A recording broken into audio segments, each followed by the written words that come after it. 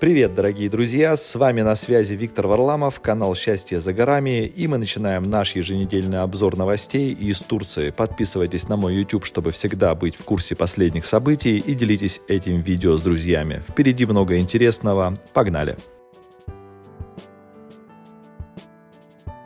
В России опровергли слухи о скидках на путевки в Турцию. На этой неделе в СМИ распространилась новость о том, что цены на отдых в Турции подешевеют для россиян в 2024 году в несколько раз. Но позже туроператоры России опровергли информацию о предстоящем снижении цен на отдых в Турции, называя ее фейком. Представитель Альянса туристических агентств России Александр Мкртчян отметил, что стоимость отдыха в республике в текущем году, наоборот, может увеличиться на 5-7%, а то и более. Он подчеркнул, что информация о снижении цен является фейковой, и отметил, что даже если турецкие ательеры говорят о 30% снижении цен, это относится к тем ценам, которые были увеличены в 2023 году и затем снижены в мае. Вице-президент спрогнозировал, что из-за повышения цен Турция может потерять 500 000 российских туристов в этом сезоне.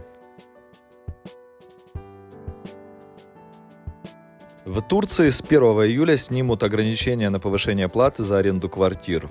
Анкара уже продлевала 25% ограничение на повышение платы за аренду квартир, чем вызвала волну недовольства у арендодателей. Чтобы предотвратить непомерное повышение арендной платы и обеспечить баланс между доходами и арендной платой, правительство ввело в действие 25% лимит на повышение платы за аренду. Ряд экспертов и СМИ в Турции заявляют, что проблема цен на аренду жилья в стране в скором времени превратится в социальный кризис. Арендодатели пытаются выселить своих бывших жильцов, чтобы сдать жилье по более высокой стоимости.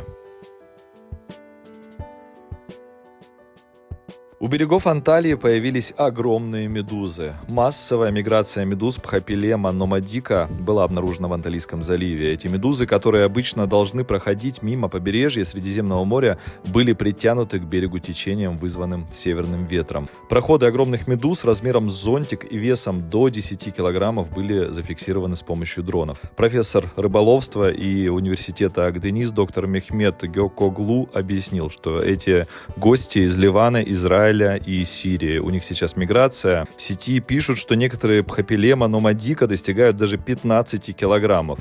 Эксперты предупреждают, при встрече с медузами не трогайте их, они вызывают ожоги на коже.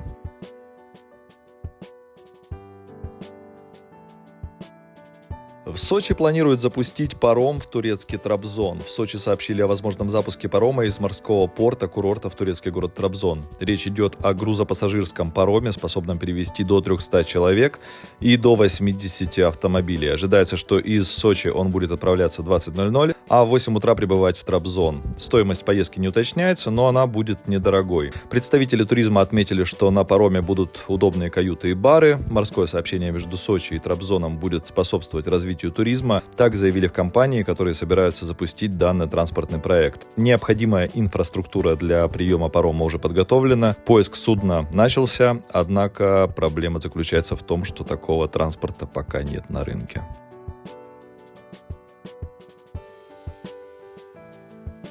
В турецких кафе вводят эко-порции. С ростом цен на продукты многие рестораны столкнулись с проблемой снижения спроса на свои блюда. Чтобы не терять клиентов, они придумали новый способ экономии – это уменьшение веса и стоимости порций. Так появились в меню эко-порции, которые обещают насытить гостей за меньшие деньги. Например, если раньше на одну порцию шашлыка нужно было 2 шпажки, то теперь достаточно одной. Как утверждают владельцы заведения, это позволило снизить цену аж вдвое. Рестораны, которые работают на доставку, также ввели специальный тариф для эко-порций.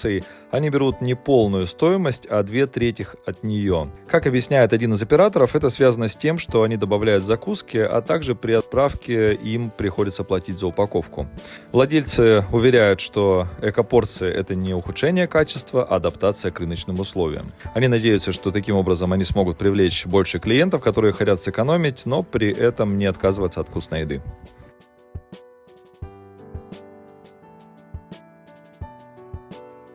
такси в Алании установят камеры и тревожные кнопки. Мэр городского муниципалитета Анталии Мухитдин Бечек объявил, что бесплатные системы камер и тревожных кнопок будут установлены в 6615 такси для повышения безопасности как таксистов, так и пассажиров.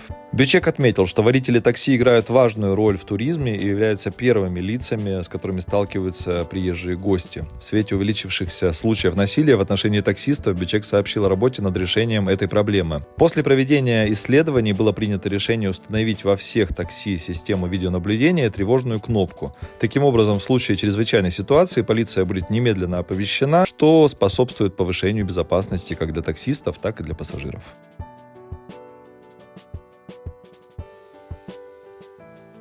В Стамбуле ужесточат контроль за нелегалами. Министр внутренних дел Али Эрликая объявил, что Министерство внутренних дел ужесточило контроль за нелегальными мигрантами в Стамбуле, почти удвоив количество контрольных пунктов по всему городу. Теперь силовики будут проводить проверки в более чем 100 точках мегаполиса. Эрликая пояснил, что база данных на наличие документов, касающихся разрешения на проживание, систематически проверяется и находится в доступе всех инспекторов.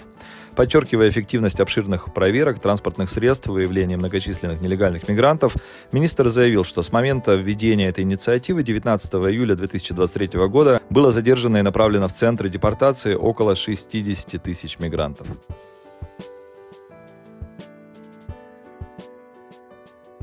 Друзья, и мы подходим к последней новости. Речь пойдет о налогах на дорогую недвижимость в Турции. Здесь есть такой налог на дорогое жилье, который начал действовать с 2021 года и вызвал ожесточенные споры. Этот налог необходимо платить владельцам той недвижимости, стоимость которой превышает 12 миллионов 880 тысяч турецких лир. Уплата налога обязательно только в случае, если это не единственное жилье в собственности, а как минимум второе. Налог распространяется только на жилые помещения, офисные помещения освобождены от этого налога. Размер налога определяется исходя из минимальной стоимости, установленной муниципалитетом для данного объекта недвижимости. Поговорим о ставках данного налога. Например, сумма от 12 миллионов 880 тысяч лир до 19 миллионов 321 тысячи лир налог составит 3 тысячных. Для сумм до 25 миллионов 763 тысяч лир и свыше 19 миллионов 321 тысячи лир налог составит 6 тысячных. Например, если стоимость более 25 миллионов 763 тысяч лир, то будет уплачиваться налог в размере 57 тысяч 975 лир. Такие новости, друзья, на сегодня. Подписывайтесь на наш канал, ставьте лайки, пишите в комментариях и увидимся в следующем выпуске. Пока-пока.